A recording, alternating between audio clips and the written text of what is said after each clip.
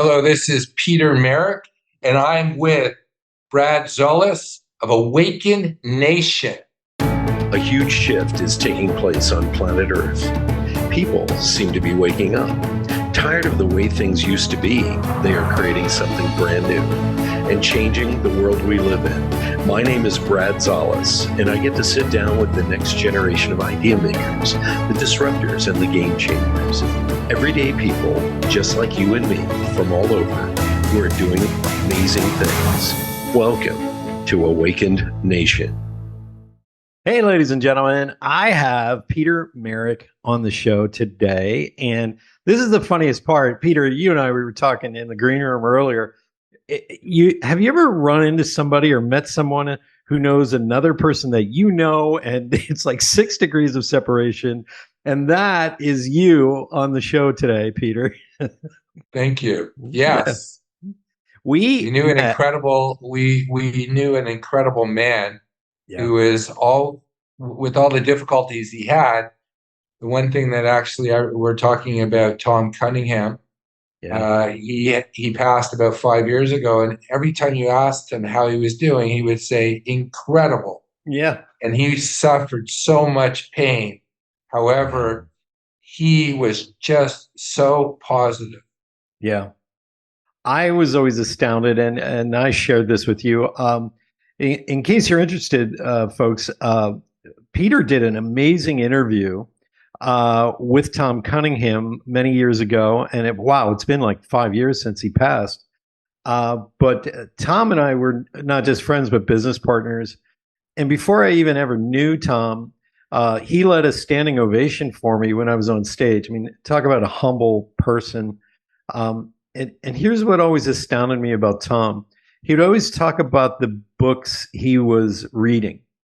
And I used to get on his case like a little brother. I was like, hey, Tom, you should be writing your own book. Because, right, I mean, none of us knew how much in pain he was. And he was, he had rheumatoid arthritis since he was 5 years old.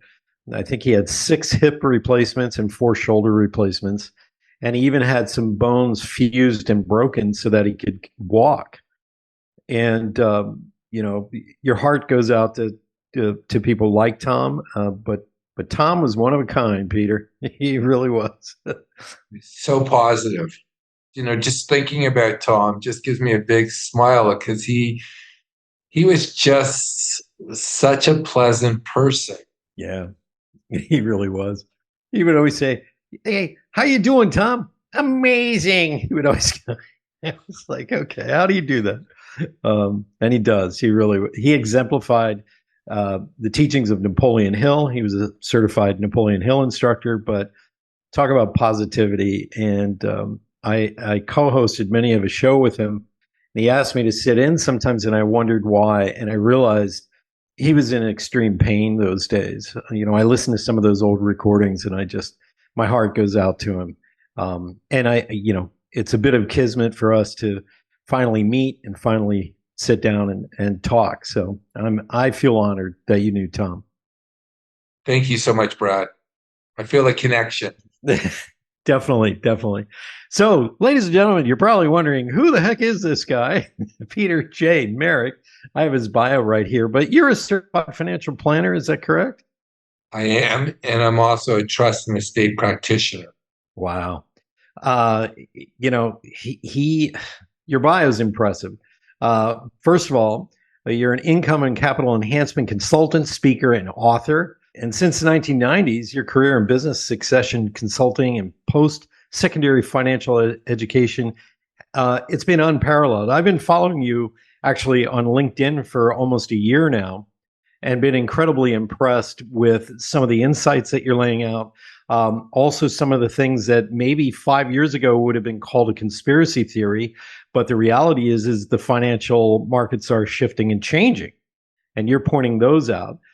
You're also the author of 3 successful books: Ask Advisors Seeking Knowledge, A Comprehensive Guide to Succession and Estate Planning; The Task, The Trust Advisor's Survival Kit; and The Essential Individual Pension Plan Handbook. And also, we're going to talk about this today. I love the concept. when we were talking in the green room about this, but you wrote The King of Main Street. Welcome to the show, Mr. Peter Merrick. Thank you so much, Brad.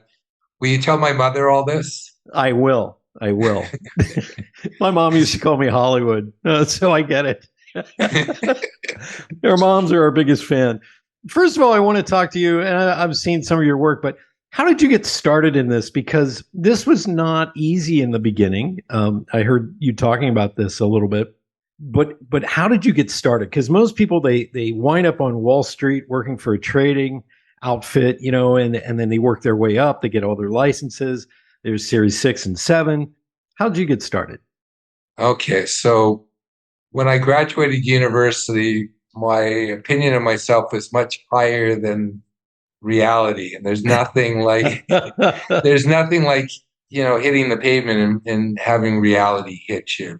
Right. So I started working for a brokerage firm. I was on my way to law school, and it was during 1991. And during that time, for those of us who were old enough, there were no jobs, especially for Gen Xers.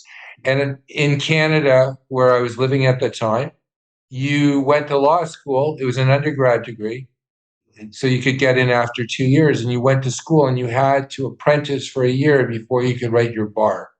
Wow. And some of my friends who were very studious, who got into law school after the second year, they couldn't find these articling jobs. So here they were spending all this time and all this money, and they couldn't get jobs, and they weren't eligible without those jobs to go and write the exam to become a lawyer. I started working for a brokerage firm, and I realized my parents had lied to me, Brad, because I was told that if you were going to be the garbage man, you should at least have a professional designation so you could fall back onto if that doesn't work out.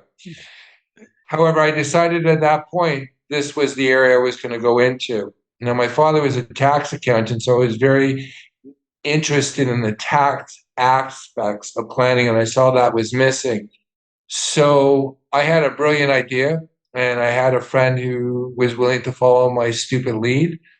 We started a mutual fund dealership in the early 1990s when all these CDs, and in Canada they called it GICs, were transitioning to mutual funds. So the industry went crazy. And I joke all the time, a monkey could have made money at that period. And thank God I was involved at that period, not knowing anything, because everything I did, it went up. And I got to tell you, I knew nothing. Well, that was over 32 years ago. And I've done all aspects within the financial industry. I've written textbooks, I've written books on it, articles, I've consulted, you name it, I've done it. Only because the world has changed, and I guess I'm stubborn or stupid because I'm not willing to leave this industry. Sometimes you keep getting dragged back in simply because the money's good. My entire career as a creative director was doing the big corporate meetings for like pharmaceutical companies and car companies, things like that. So I completely understand. You talked a little bit about this. There's a generational component, and this is part of why you wrote The King of Main Street. But I remember I was giving a keynote speech on Long Island, and it was in front of probably about 100 certified financial planners, people who represented all these different firms, things like that. And I got up on stage, and back in those days, I would wear a tie on stage, but it was a clip-on. I pull it off and I throw it out into the audience. I said, if you're still wearing a tie to meetings with younger investors, they're not going to hire you.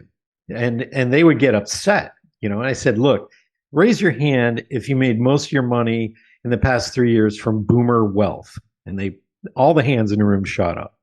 And I said, okay, I want everybody to look around the room. I said, those portfolios are about to move into retirement.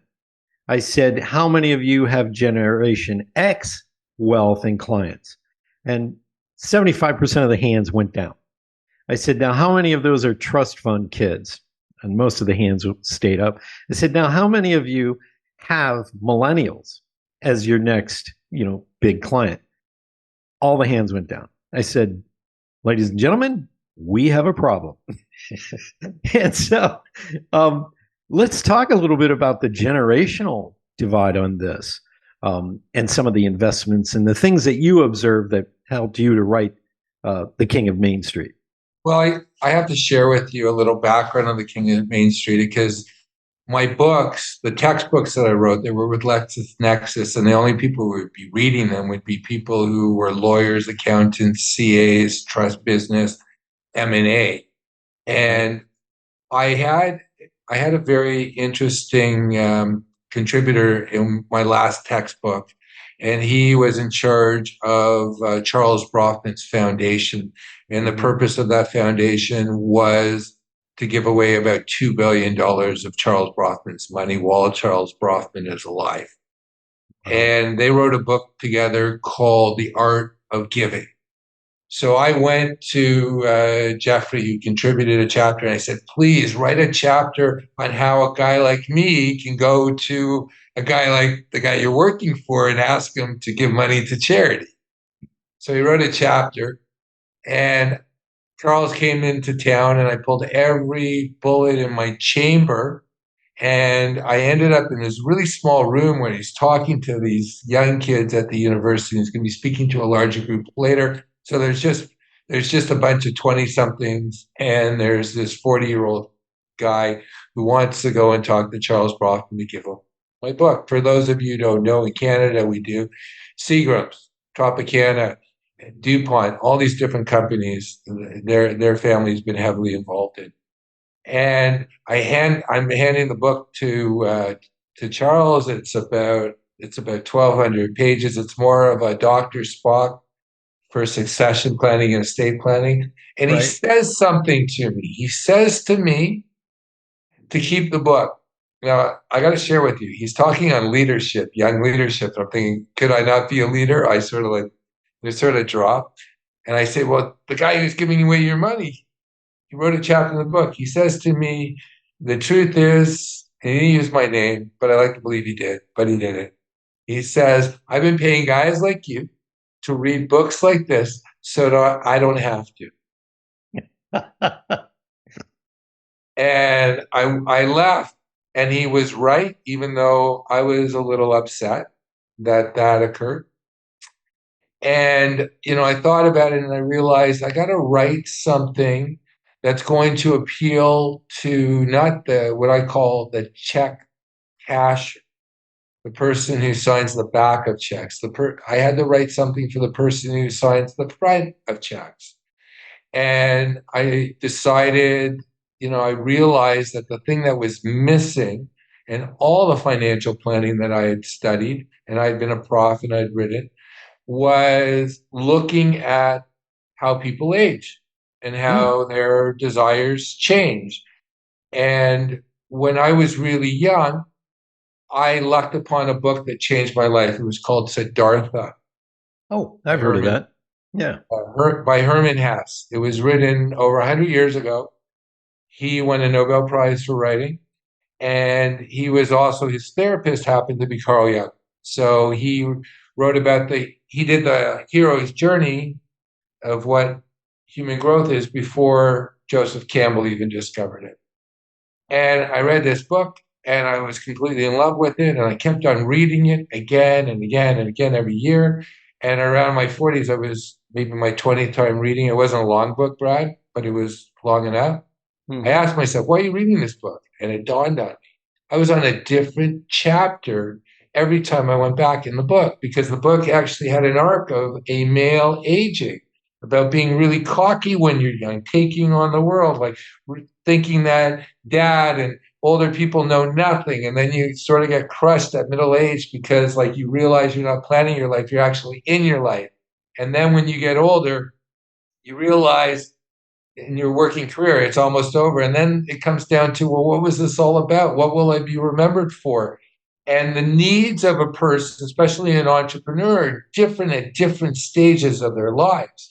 Yeah. And I used to hang out with this very successful group on Fridays in Toronto. And there were very successful people. And there was one gentleman who was at the end of his life. He was the biggest builder. He was worth about $5-6 billion. and he would hang out with these young guys, and he was still running the race of the first half of life, and that is accumulation. And the second half is distribution, reflecting, harvesting. And he was still doing, the same thing, but he was showing up every Friday because, he wanted to give his, advice, even though he had not articulated. And I was very fortunate that I became really fascinated with male aging in general, but specifically male aging. And I started reading that book, and you'll appreciate this, Brad. I started reading that topic thinking, I want to know my prey. The real successful business person, like what gets them, what do they think about when they're by themselves, whether they're worried about it. Because even though our experiences are different, what happens in our aging process really doesn't change because humans haven't changed in millenniums. True. And one of the things that hit me as I read the book is I discovered what the phrase or the question is. Brad, what the difference between the eater and the eaten? What? Time. And I realized what I was reading about was foreshadowing what I was going to be, that I would watch Bambi and I would watch Tears of Endearment and Beaches, and I'd start crying, realizing I had missed this beauty, because that's what happens to a lot of men when they get older. And it's no longer about, slaying the dragon. It's becoming the Ben Kenobi, where you give the lightsaber and you train someone and you get that satisfaction. And the biggest thing that I discovered is storytelling is really sharing our song. And when you realize that your song is almost over, most people have an inkling that they want to teach other people their song so it continues. What I've come to the realization specifically of the craziness that's happened in our society in the last 3 years, where it became, to me, very overt.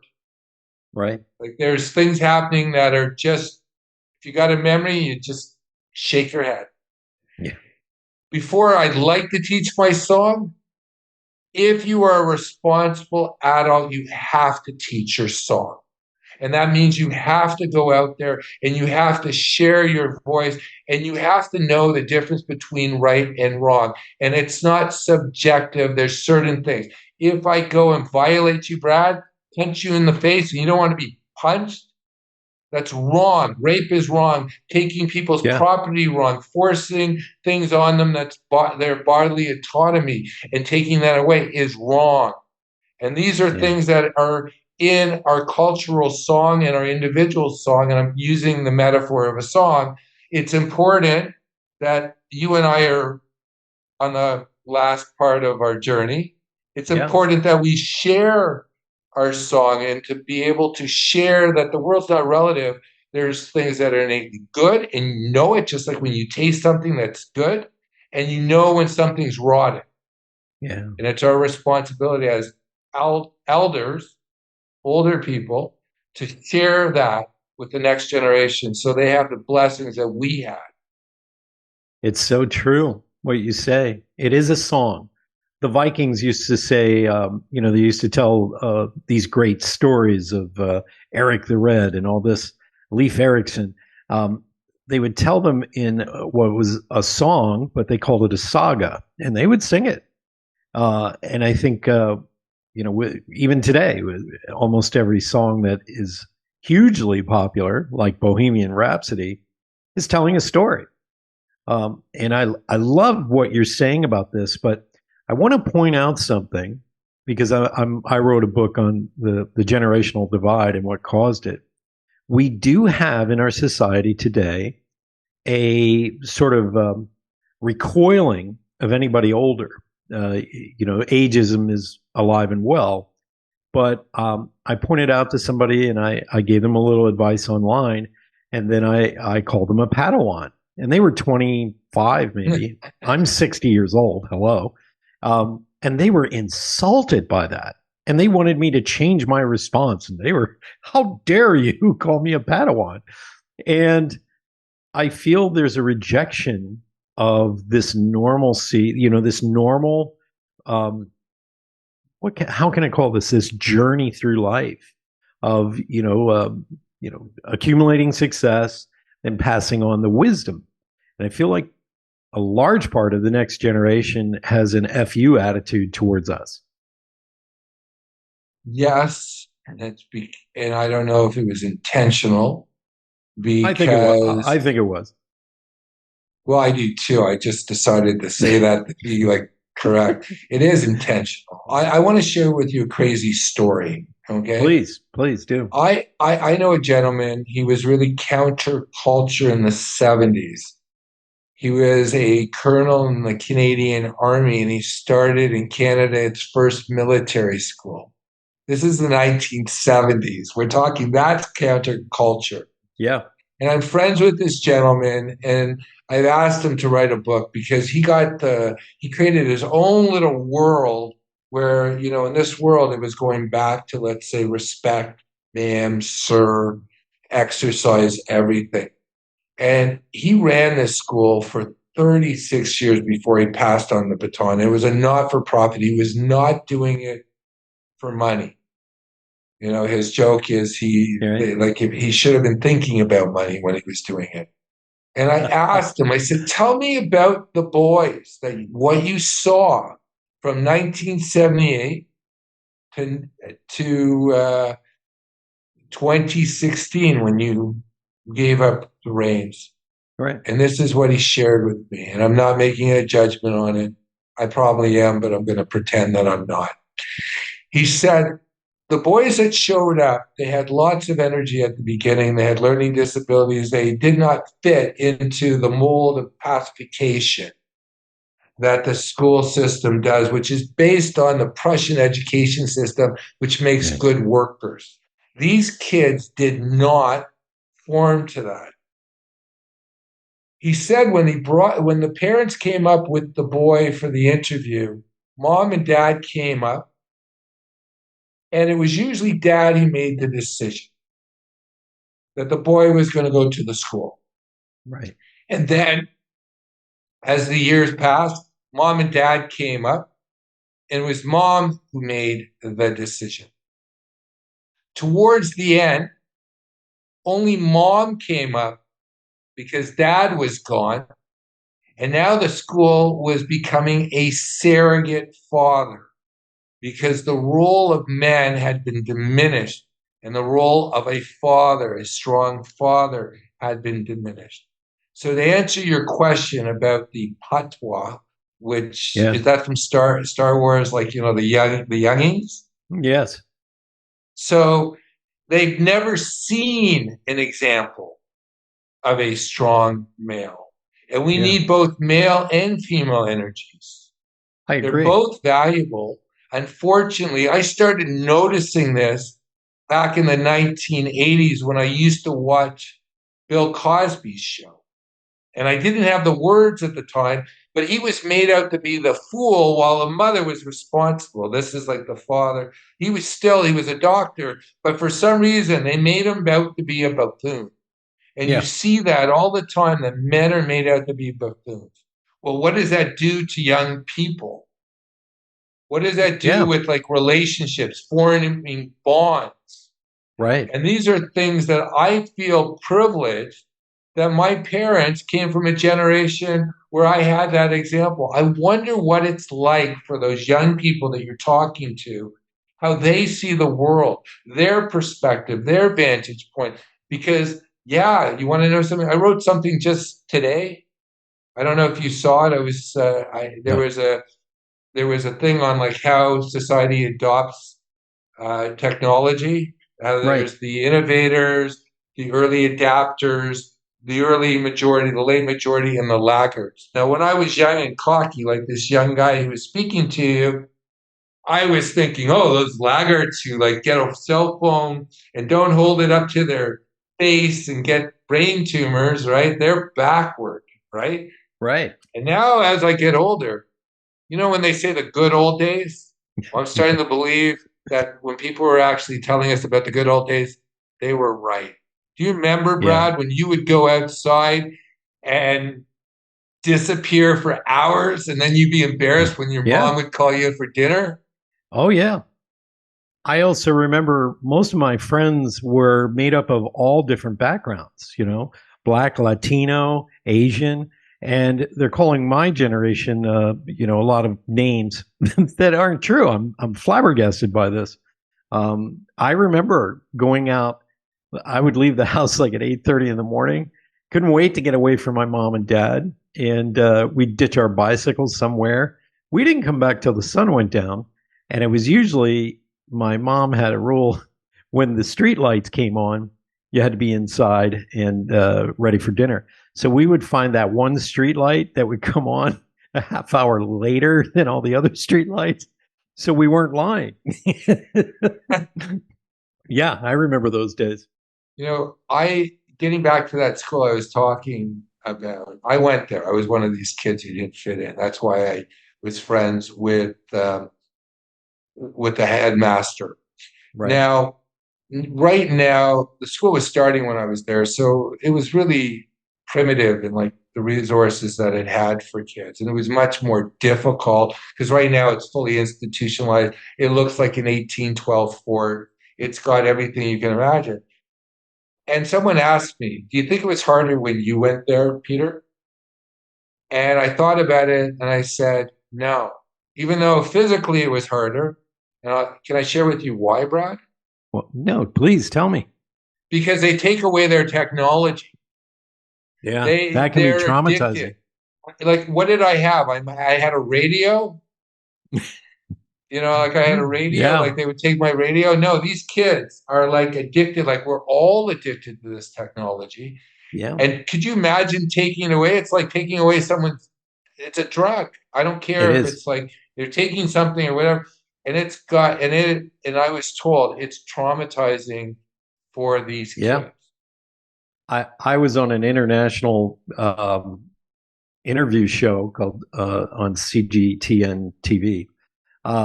And the host was British, and he was asking me these questions, and he says, how do we, stop this addiction? He said he was in the limo with his producer, and the guy's younger, and the guy was on the phone the whole time playing games, fooling around. I said, it's like crack. And I said, I hate to say it, it's like crack, how are you going to get off crack? And he laughed, and then he got real serious. And I think the producer of the show didn't like that answer. But these tools, and I started to notice this when I first started dating in the late 70s. I'm a baby boomer. And I remember my girlfriend got an Atari station. And I was like, oh, this is cool. And I sat down and I was playing around on it. And I just looked at it like a time suck. That's a waste. But fast forward years later, I bought my first Apple IIci computer. This is like 91. Okay. And I'm sitting there, and I was dating someone at the time who lived like a block or two away from my house. And I'm online, or I'm not online. I'm actually doing work in Photoshop. And she calls me up, and she goes, are you coming over? I said, yeah, I told you I'd be over at 11 o'clock. She goes, it's 11:30. I went, what? And I looked at the time. I couldn't believe the time suck that had taken place. Anybody born after 1984 has been indoctrinated into all these devices. You see, I have up here on the shelf, Nintendo 64 I like controller. Your Viewmaster. Thank you. That was the previous. This is what boomers were raised with. So nothing sucks your focus like working on a computer. And I never knew the difference. This generations that have come up after us, they don't know the difference between just enjoying time and time off and doing your own time management, which is about managing yourself. They now have a device that's sucking their whole focus. And it's scary. It really is scary. If you're a baby boomer, you understand this, and your generation as well. You understand the difference between relying on a device and using a device and being addicted to a device. And we see it everywhere I go. It's a byproduct. And I do believe this was intentional. All of this that we're talking about, I do believe was intentional to break up the nuclear family. And I believe it as well. I remember the first time I noticed it, my daughter was having a birthday party, and I saw these kids across the room and they're giggling. And then I realized that they were texting each other rather than talking to each other. And it really was something that was frightening. The other thing that I find frightening is with your kids, people are able to come into your home through this technology. Because before, if you got picked on at school, Brad, at least you had that oasis when you went home. There's blurring, and there's I don't have the answers. What I do like to do in my own writing is to provoke. You're like me. I don't have I'm just a human being. I find things that are like that don't make sense to me, and and every morning, because you and I connected because in the last probably 2 years since the lockdowns happened, I realized I can communicate. We all can communicate. I'm going to communicate, and I'm not going to give an answer. I just want to go and point out something. Because in my mind, if I come to you, Brad, and I say, Brad, you've got to do this, this, and this, it's not happening. I've been in sales for over 30 years. I introduce something to you, and maybe today, maybe a year, maybe two, hopefully it's not too late, but hopefully it'll trigger something. Because, and I wrote something on this recently. We have to be caring and interesting when we talk to people, because unfortunately the thing that frightens me is someone's creating narratives, and the narratives are, to me, anti-human. Yes. They're against everything that is human, that is good. Right. And it frightens me that people get stuck in this mind melt. And I got to share with you, I went through a big shock in 2020. Really? I did a lot of reading. I went through a major shock. The world to me was, I don't even know who I was back in 2019. I don't even, that person, I don't know them. I feel like, that scene in Shawshank Redemption where Morgan Freeman's asked if he's changed when they're going to let him out of jail, if they're considering to let him out of jail, and he goes and says, I wish I could go back to that guy, tell him the way it is, but he's long gone and I'm an old man now. I don't remember that person really. I sort of have a vision of who I was, but there was a wake-up call, because things about society, civility, and just basic things that, the world could always be better, it was stolen from us. It really was.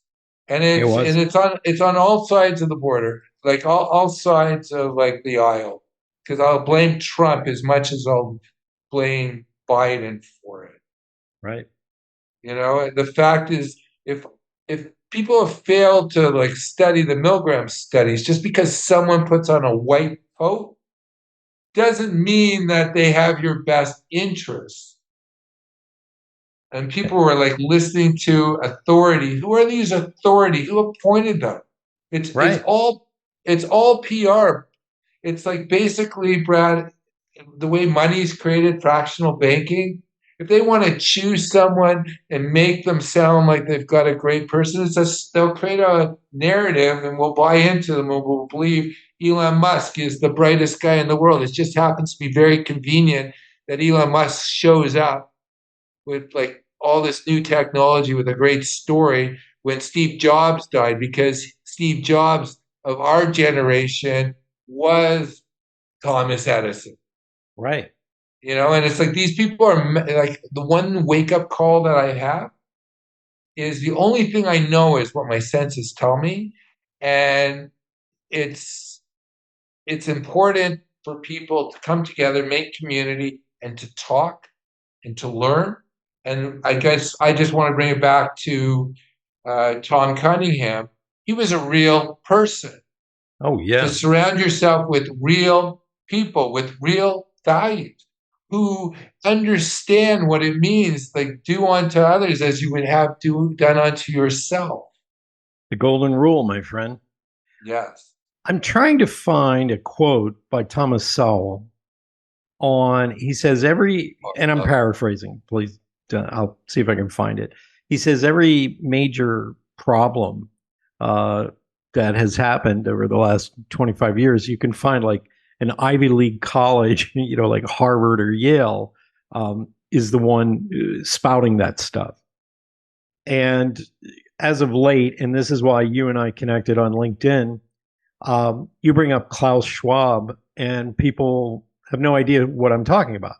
Oh, it's a conspiracy theory. And then I show them videos of all our politicians clamoring to give speeches at the World Economic Forum, meetings, the G20s and G8 summits and all that.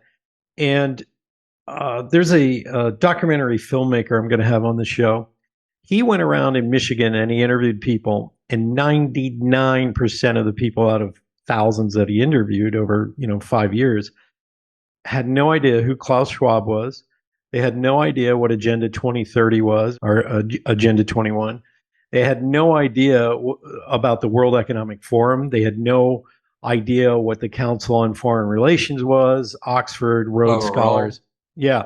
Nobody knew, nobody knew a damn thing about this stuff. And that's what scares me.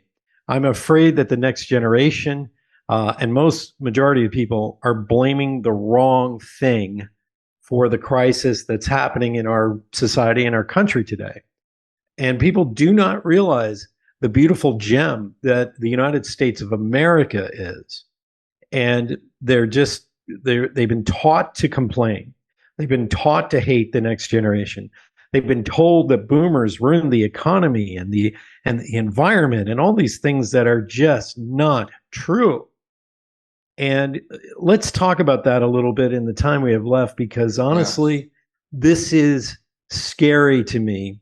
And I'm honored to have you on the show because you no longer pull punches. You just present the information. And that's what I love about your work, Peter. Well, I realize all I can do, because I just want to address something. Most people, when you ask them questions, they're asleep. I don't call them sheeples. I call people sleeples, because I was one. Because you really have to wake up. But when you ask someone, do they know about these things, and they say conspiracy theory, what I discovered is I have to listen to, are they talking official talking points? And then what I have to do is I can't be judgmental. I have to ask questions. And hopefully they'll see a paradox. And that's why I write the way I do. I like focusing on writing on historical events so people would use their own brains to see how the similarities for today's events. And that also hopefully prevents me from being deplatformed. Yes. Because I'm talking about the past, not the present. But anybody who's really understanding what I'm doing, they'll understand what I'm doing. But to address what you're saying is, I remember reading a book, Brad, that was a small book. It was written by this gentleman. His name was Sir John Glibbs. He wrote a paper in 1976. It was called "The Fate of Empires." And what he talks about is every society seems to last about 250 years, about 10 generations. And the United States was started in 1776. And unfortunately, what's happening in the United States has happened to so many societies, great empires, at the same. Sometimes they last 220 years, sometimes they last 270, but it's the same thing. Internally, the people at the end, the youth, they don't feel they can achieve. They start despising their culture. And then some primitive group from outside, less advanced, but is more prideful, comes in and they destroy them. Wow. And this has happened again and again, and he points this out. And I like to believe that if we study history, we can change it, we can mitigate it. We're in a global culture. However, this is a fundamental change that's happening. There's so many factors that are happening around us that we have no control about. And the saddest thing that I've ever seen is people don't know their history. Oh, yeah. I became a fan of Richard Dreyfuss, not because he was in movies, right? Let me tell you Right. why. He he actually went to England and he started studying in England the founding documents. And then he created something called the Dreyfus Civics Foundation. And I read a lot of his work. And he he has been working for the last 20 years to put civics back into the education system, because if you don't know who you are and where you came from, then Yeah. any parasite can come out, produce a movie, and rewrite your history. And if you don't know where you have been, you definitely Yeah. don't know where you are or where you're going. So I want to share something with your audiences. Sure. I am not American. I am a Canadian. However, during the lockdown, I was giving a presentation in I was staying at the Denver hotel. If anybody have ever been out there, I don't Yep. under like that's a big question in itself. Why is it 30 miles outside the city? The other airport was just fine. Let's not go into that. But I was there, and while I was there, I was reading a book that had the Federalist Papers, the Right. Declaration of Independence. It had Common Sense by Thomas Paine, and it had the Constitution. And I was reading this, and I think of the Declaration of Confederation, which was before the Declaration of Independence. And I'll share with you what I discovered. These are brilliant men. I don't know if the Yeah. Bible was written by man or by God, but this document was inspired by God. And as a Canadian who discovered during the lockdowns, I wasn't in Canada, I was in California, that the Constitution that I thought protected me wasn't a Constitution that protected my rights. It was a piece of paper that told me what my privileges were that could be taken away. Only in the United States is there a document that actually states that the citizen is sovereign. They don't belong to some king in England who's Yeah. never wiped his nose or his butt. And this is something which, as an outsider looking in, it makes me angry because it's a spoiled kid who doesn't understand what his grandfather had to do when he immigrated to make the life as pleasant that the child is complaining because he has the wrong ice cream. Yeah. He's got ice cream. And then I actually look at, I'm sorry for getting passionate about this, but you No, let me but this go. is it. Mary Antoinette, she has that supposed famous saying, let them eat cake. She Yeah. was saying that because in her world, they were calling for bread because they were starving. But in her world, if you didn't have bread, you have cake because they're spoiled. And these people don't know the alternative. Yeah. I grew up with Holocaust survivors. Yeah. I know I have clients who are immigrants from the former Soviet Union. They were blown away when they saw our supermarkets. And you want to know what's really sad? I look towards them now because they're blown away 30 years later saying, don't you know?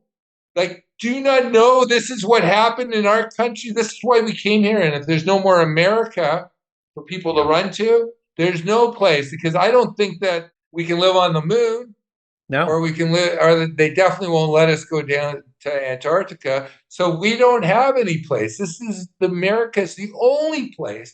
And I Yeah. get so angry at myself because I never understood or appreciated those documents until I sat in a hotel in November 20 and I read them. And I'm Yeah. thinking, you don't understand how it's like a rich kid complaining that, yeah, my mom and dad won't buy me a Porsche, they're going to get me a Tesla. You know Yeah. what that's like? Yep. You know what the world is saying? Yeah, you deserve to be hit and fall down, but guess what? You're doing a disservice to the people who suffered to give you that life. You dishonor them. And that goes back to the song. It's important for us to share that song to them so they understand that they are part of a lineage. They are part of a necklace of jewels. They are writing their own chapter, and let their chapter, and I'd like our chapter to be this: we woke up and we made a difference and we made a stand, and we believe being human 1.1 is more important than being augmented and becoming the Borg. You said a mouthful, Peter. Thank you. Thank you for being on Awakened Nation. Hey, everybody, please reach out to Peter. Look up Peter J. Merrick or Peter Merrick. I want you to pick up his book, The King of Main Street. And please follow him on LinkedIn. That's how I found him. I was just blown away by what he's posting.